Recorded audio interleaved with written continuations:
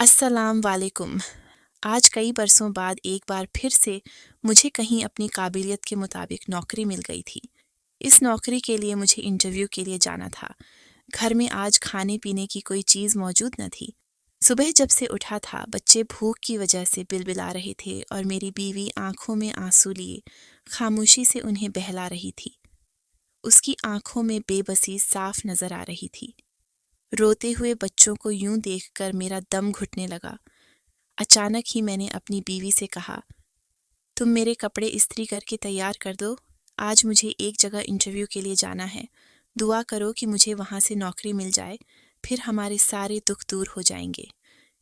میری بیوی خاموشی سے خالی خالی نظروں سے مجھے تکتی رہی۔ اس مہینے میں کتنی بار انٹرویو دے چکا تھا، لیکن کہیں سے بھی کوئی پازیٹیو جواب نہ آیا تھا۔ میری اتنی ساری ڈگریاں اور ڈپلومے ہیں جن میں نے ہمیشہ A+ نمبر حاصل کیے تھے۔ اپنی کلاس میں سبھی لڑکوں میں ٹاپر رہا کرتا تھا، لیکن اب وہی ڈگریاں لے کر میں در در کی ٹھوکریں کھا رہا تھا۔ ہر جگہ رشوت چل رہی تھی، ہر کوئی بس اپنا الو سیدھا کرنے میں لگا تھا۔ میرے جیسے قابل نوجوان کی یہاں کوئی اہمیت نہ تھی، کیونکہ یہاں تو بس پیسے کی ہی اہمیت تھی، لیکن پھر بھی اپنی قسمت آزمانے کے لیے میں گیا تھا۔ آخر کار میں نے اس انٹرویو کے لیے خود کو تیار کیا اور بھوک سے بلبلاتے بچوں کو دیکھ کر مجبوراً مجھے اس انٹرویو کے لیے جانا ہی پڑا۔ میں تیار ہو کر جیسے ہی گھر سے باہر نکلا، مجھے ایک رکشہ مل گیا۔ میرے پاس بس اتنا پیسہ تھا کہ میں کرایہ دے کر جا سکتا تھا۔ میں اس رکشے میں بیٹھا اور اس آفس تک جا پہنچا، لیکن میں یہ بھول گیا تھا کہ میرا حلیہ، میرے جوتے، میرے کپڑے، سب کچھ میرا ساتھ نہیں دے رہے تھے۔ جیسے ہی میں آفس میں داخل ہوا، سامنے ایک قطار نظر آئی۔ یہ قطار انٹرویو کے لیے آنے والوں کی تھی۔ ہر کسی کے پاس اچھے کپڑے، اچھے جوتے تھے، لیکن میرے پھٹے پرانے کپڑے اور 1 سال پہلے لے گئے جوتے تھے جو کہیں کہیں سے پھٹ چکے تھے، لیکن میں پھر بھی انہیں استعمال کر رہا تھا۔ ان سب کو دیکھ کر مجھے یوں لگا جیسے یہاں بھی وہی ہوگا جو اب تک ہوتا آیا تھا۔ یہاں بھی رشوت چلے گی، یہ امیر کبیر لوگ رشوت دے کر کسی نہ کسی کو نوکری دلوا لیں گے۔ میں مایوس ہو کر واپس لوٹنے لگا تھا کہ پیچھے سے میرا نام پکارا گیا۔ باس کے دروازے پر کھڑا شخص میری طرف دیکھ رہا تھا۔ اس نے باری باری سب کی طرف دیکھ کر میرا نام پکارا، لیکن کسی نے اس کی طرف توجہ نہ دی۔ آخر کار میں آہستہ آہستہ اس کی طرف چلتا ہوا آیا۔ وہ میرے پھٹے پرانے کپڑوں اور جوتوں کی طرف دیکھ کر ایک طنزیہ نگاہ ڈالتے ہوئے ایک طرف ہٹ گیا اور میرے سامنے دروازہ کھول دیا۔ میں دروازہ کھول کر آفس میں داخل ہو گیا۔ سامنے ظفر اقبال اپنی باوقار شخصیت کے ساتھ اپنی کرسی پر براجمان تھے۔ میں نے اندر جانے کی اجازت مانگی۔ انہوں نے بس سر ہلا کر اجازت دی اور کرسی کی طرف اشارہ کیا۔ ابھی تک ان کی نظریں کمپیوٹر پر جمی تھیں۔ میں خاموشی سے جا کر ان کے سامنے والی کرسی پر بیٹھ گیا۔ میں ان کے کچھ سوالات پوچھنے کا منتظر تھا کہ وہ کیا پوچھیں گے، کب انٹرویو لیں گے اور کب میں یہاں سے جا سکوں گا۔ ان کے سامنے بڑی کرسی بھی ان سے دور تھی، یہی وجہ تھی کہ وہ مجھے سر سے پاؤں تک دیکھ سکتے تھے۔ انہوں نے مجھے ایک نظر دیکھا اور پھر ان کی نگاہیں میرے جوتوں پر جا کر ٹک گئیں۔ اچانک مجھے شرمندگی محسوس ہوئی۔ وہ جوتے جو 1 سال پرانے ہو چکے تھے اور ایک طرف سے پھٹ چکے تھے، میں نے انہیں سوئی دھاگے سے مرمت کیا تھا، لیکن وہ مرمت صاف دکھائی دے رہی تھی۔ کافی دیر وہ خاموشی سے مجھے یوں ہی دیکھتے رہے، پھر انہوں نے 1-2 سوالات کیے۔ میں نے ہکلاتے ہوئے ان کے سبھی سوالات کے جواب دیے اور اپنی CV ان کے سامنے رکھ دی۔ وہ میری فائل کھول کر دیکھنے لگے۔ مجھے یقین تھا کہ مجھے یہاں بھی نوکری نہیں ملے گی، کیونکہ یہاں بہت سے امیر کبیر لوگ انٹرویو دینے آئے تھے اور یہاں بھی یقیناً رشوت ہی چلتی ہوگی۔ میرے دماغ میں بس یہی چل رہا تھا کہ اچانک انہوں نے اپنے سیکریٹری کو آواز دی۔ ان کا سیکریٹری جو دروازے پر کھڑا انٹرویو والوں کو کمرے میں بلا رہا تھا، وہ تیزی سے بھاگتا ہوا آیا اور کہنے لگا، جی صاحب۔ ظفر اقبال نے کہا، اس لڑکے کا اپوائنٹمنٹ لیٹر تیار کرو، یہ لڑکا کل سے جوائننگ دے رہا ہے۔ یہ سن کر مجھے حیرت ہوئی۔ میں آنکھیں پھاڑ کر سامنے کرسی پر براجمان ظفر اقبال کو دیکھنے لگا۔ انہوں نے بنا کوئی تفصیلی جانچ پڑتال، بنا زیادہ سوالات کے مجھے نوکری دے دی۔ ہاں، یہ بات درست تھی کہ یہاں آنے سے پہلے جہاں بھی گیا تھا میرے سبھی دستاویزات میرے پاس تھے. ہر کسی نے میری کامیابی دیکھی تھی. میرے سبھی نمبر جو میں نے ہمیشہ پہلی پوزیشن پر حاصل کیے تھے وہ سب رشوت کی دھول تلے دب چکے تھے. اب ہر کوئی بس رشوت لیتا تھا اور امیر لوگوں کو نوکریاں مل جاتی تھیں. میرے جیسے غریب انسان حالات کی چکی میں پستے رہتے تھے. آج بھی مجھے یوں لگ رہا تھا، لیکن جب ان کے منہ سے سنا کہ انہوں نے میرا اپوائنٹمنٹ لیٹر تیار کروا دیا اور کل سے ہی وہ مجھے نوکری دے رہے ہیں، میں حیرت زدہ رہ گیا. لیکن مجھ میں پوچھنے کی ہمت نہ تھی. انہوں نے میرے سبھی دستاویزات واپس کر دیے اور کہنے لگے، تم کل صبح سے جوائننگ دے دینا، تم اس نوکری کے لیے سلیکٹ ہو چکے ہو. یہ سن کر میں خوشی سے پھولے نہ سما رہا تھا. کچھ سمجھ نہیں آ رہا تھا کہ اس پر کیا رد عمل دوں. اس وقت تو میں نہ پوچھ سکا کہ آخر کس بنیاد پر انہوں نے مجھے نوکری دی. خیر، میں خاموشی سے اٹھ کر اپنے گھر چلا آیا. گھر آ کر بیوی کو خوشخبری سنائی تو وہ اچھل پڑی. بچے بھی خوشی سے جھوم اٹھے اور میرے دل میں ایک احساس جاگا کہ گھر سے غریبی کے دن ختم ہونے والے ہیں. لیکن میرے دماغ میں بس یہی چل رہا تھا کہ آخر انہوں نے میرے پھٹے کپڑوں اور جوتوں کو دیکھ کر مجھے نوکری کیسے دے دی. یہی سوال مجھے کھائے جا رہا تھا. اگلے روز صبح سویرے آفس جا پہنچا. آفس میں مینیجر نے سبھی کام سکھا دیا تھا. میں نے ویسے بھی کمپیوٹر میں مہارت حاصل کی تھی، اس لیے کام سمجھنے میں زیادہ دقت نہ آئی. میں خوشی خوشی کام کرنے لگا. ابھی کچھ ہی دیر گزری تھی کہ میں نے ظفر اقبال کو آفس میں آتے دیکھا. ان کے استقبال کے لیے جیسے سب کھڑے ہوئے، میں بھی گرم جوشی سے کھڑا ہو گیا. آج بھی وہی پرانے جوتے پہن رکھے تھے جو کل ان کے سامنے پہن کر گیا تھا. اچانک شرمندگی نے مجھے گھیر لیا اور میں نے فوراً اپنے پاؤں پیچھے کر لی. مجھے دیکھتے ہوئے ظفر اقبال نے کچھ سوچتے ہوئے مجھے اندر بلایا. میں جھجکتے ہوئے ان کے پیچھے چلتا ہوا ان کے آفس جا پہنچا. ان سے کیا کہوں، کیسے بات کروں، کچھ سمجھ نہ آ رہا تھا. انہوں نے مجھے اپنے سامنے کرسی پر بٹھایا. میں بیٹھا تو کچھ سمجھ نہ آیا. وہ ایسی گرم جوشی سے ملے جیسے مجھے صدیوں سے جانتے ہوں. مجھے حیرت ہو رہی تھی کہ ہمارا کوئی رشتہ نہ تھا، نہ کوئی جان پہچان. پھر وہ میرے ساتھ اس طرح کیوں پیش آ رہے تھے؟ ان کی باتوں کا میں ہاں ہوں میں جواب دیتا رہا. انہوں نے پوچھا، تمہیں کوئی پریشانی ہے؟ میرے دماغ میں بس ایک ہی بات تھی کہ آخر انہوں نے بنا انٹرویو، بنا سوالات، بنا رشوت کے مجھے نوکری کیسے دے دی؟ کچھ دیر خاموشی کے بعد ڈرتے ڈرتے جب منہ کھولا تو بس ایک بات نکلی، سر، میں اتنا غریب ہوں کہ میرے کپڑوں اور جوتوں سے میری غریبی کا اندازہ لگایا جا سکتا ہے. میرے پاس پیسہ نہیں، گھر میں پھاقوں کی نوبت آ چکی ہے. میں نے بہت سی کمپنیوں میں انٹرویو دیے، لیکن کسی نے مجھے نہیں رکھا. میری ڈگریاں اعلیٰ ہیں، میرے والدین نے رکشہ چلا کر مجھے پڑھایا، لیکن اس تعلیم نے میرا ساتھ نہ دیا. ہر جگہ رشوت کے نام پر امیر لوگوں کو نوکریاں دی جاتی ہیں، لیکن آپ پہلے شخص ہیں جنہوں نے بنا انٹرویو، بنا میرے کپڑوں جوتوں کو جج کیے مجھے نوکری دی. آخر ایسی کیا بات ہے؟ حالانکہ آپ کے آفس میں لاکھوں لوگ انٹرویو دینے آئے تھے جو اثر ورسوخ والے اور امیر خاندانوں سے تھے، آپ نے مجھے کیسے نوکری دی؟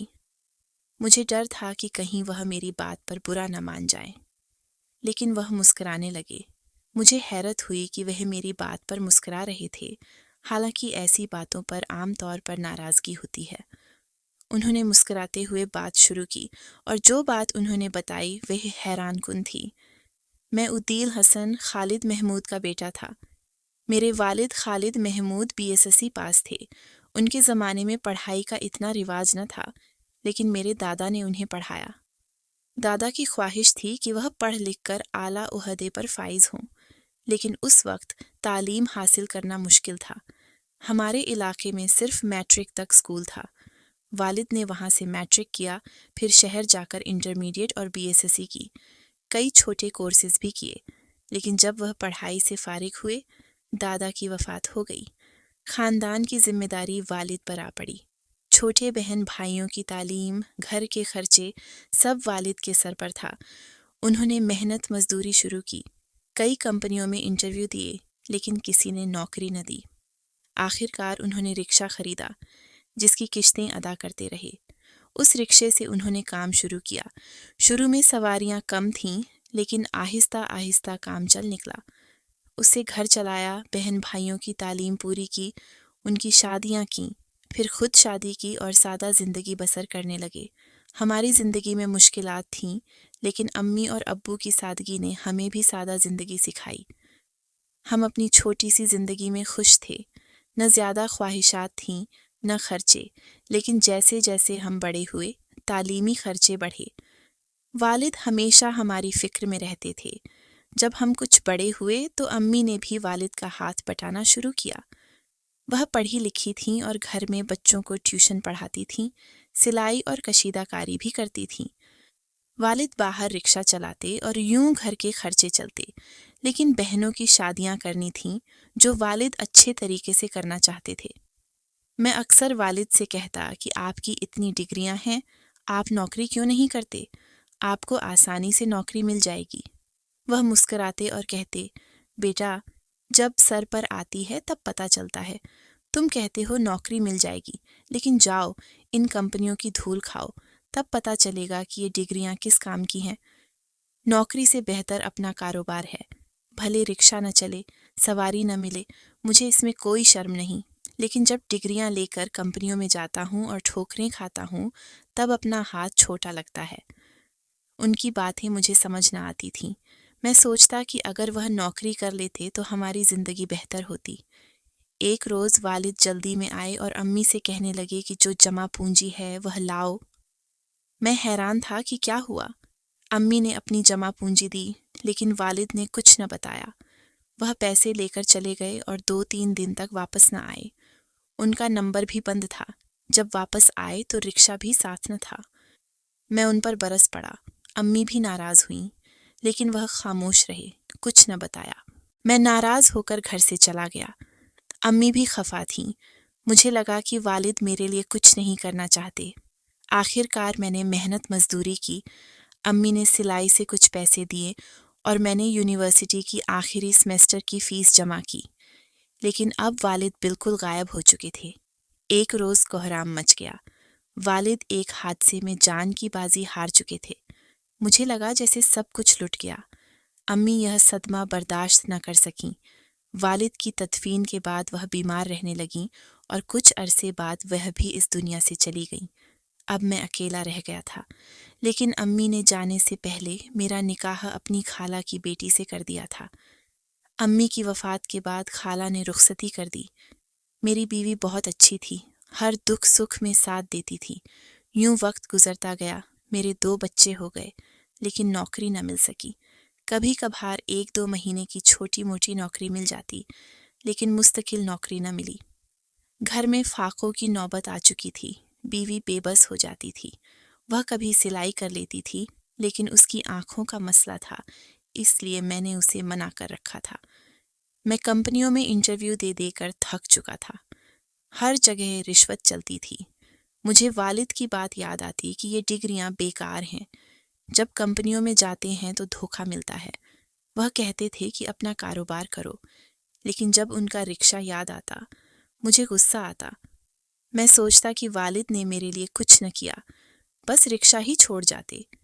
لیکن اب 5 سال بعد ایک اچھی نوکری کی امید نظر آئی۔ لیکن یہاں بھی امیر لوگ تھے۔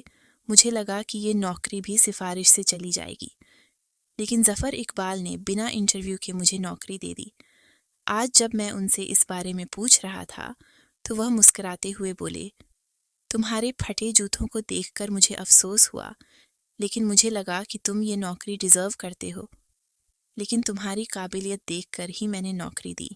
جب تمہارے دستاویزات دیکھے تو تمہاری تعلیم سے زیادہ ایک نام اور فوٹو کاپی دیکھی۔ وہ شخص میرا محسن تھا۔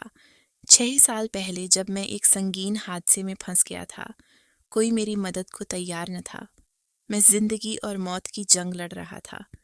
تب تمہارے والد خالد محمود نے مجھے اپنے رکشے پر ہسپتال پہنچایا۔ میرا حادثہ اتنا شدید تھا کہ ٹکرانے والے بھاگ گئے، لیکن تمہارے والد نے مجھے بچایا۔ میں ہسپتال میں کوما میں رہا اور میرے خرچے تمہارے والد نے اٹھائے۔ انہوں نے اپنا رکشہ بھی بیچ دیا۔ جب میں ہوش میں آیا، میری بیوی نے سب بتایا۔ میں نے ان سے مل کر ان کی اس مدد کی عوضت مانگی تو انہوں نے کہا کہ میرا ایک بیٹا ہے جو اعلیٰ تعلیم حاصل کر رہا ہے، بس اسے نوکری دے دینا۔ میں نے کہا کہ اپنے بیٹے کو میرے پاس بھیج دینا۔ وہ اللہ حافظ کہہ کر نکلے ہی تھے کہ ان کا حادثہ ہو گیا۔ میں اس وقت ان کی دیکھ بھال نہ کر سکا اور وہ اسی حادثے میں چل بسے۔ جب میں صحتیاب ہوا تو انہیں ڈھونڈنے لگا لیکن نہ ملے۔ 5 سال تک ان کے بیٹے کو ڈھونڈتا رہا لیکن نہ ملا۔ آخر مایوس ہو کر واپس لوٹا۔ پھر 1 سال بعد میں نے سوچا کہ ایک اشتہار چھپواؤں، شاید ان کا بیٹا میرے پاس آ جائے۔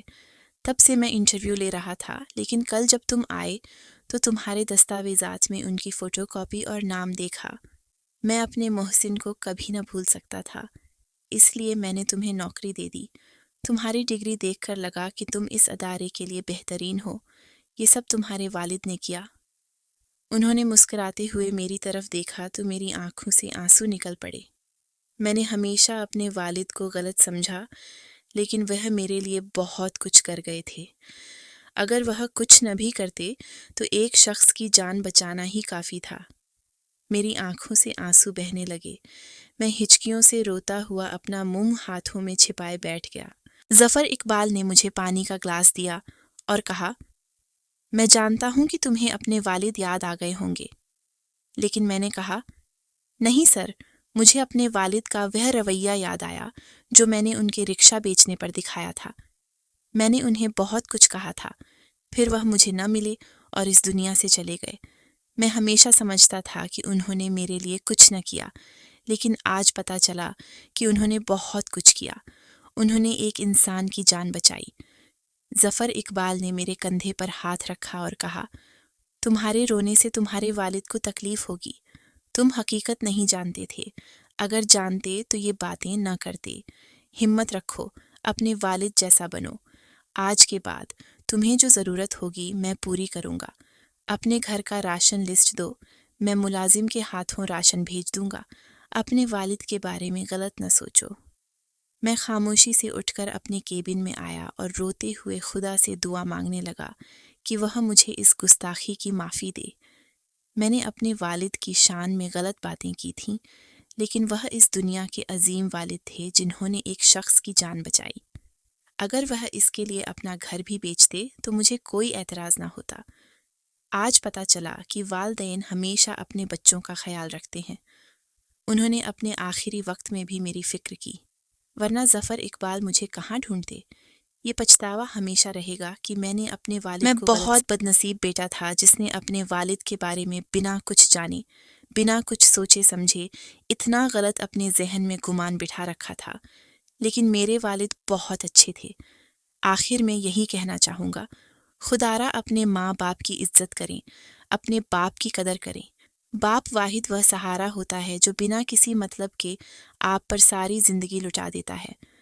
باپ کا نام و بدل کوئی نہیں ہوتا۔ جو ایک باپ اپنی اولاد کے لیے کرتا ہے وہ پوری کائنات میں کوئی کسی کے لیے نہیں کرتا، وہ بھی بنا مطلب۔ جن کے ماں باپ آج اس دنیا سے رخصت ہو چکے ہیں، اللہ انہیں جنت میں جگہ دے، اور جن کے ماں باپ زندہ ہیں، خدارا اپنے ماں باپ کی قدر کریں۔ لیکن اب میں مطمئن ہوں کہ وہ مجھ سے راضی گئے۔ انہوں نے میری ساری غلطیاں معاف کر دیں جیسے بچپن میں کیا کرتے تھے۔ اب میری آنکھیں ہمیشہ آنسوؤں سے تر رہتی ہیں، لیکن خدا کا شکر گزار ہوں کہ اس نے میرے حالات بدل دیے، کیونکہ مجھے لگتا ہے کہ والد کے جانے کے بعد بھی وہ میرے ساتھ ہیں۔ انہوں نے کہا تھا کہ میری دعائیں ہمیشہ تمہارے ساتھ ہوں گی۔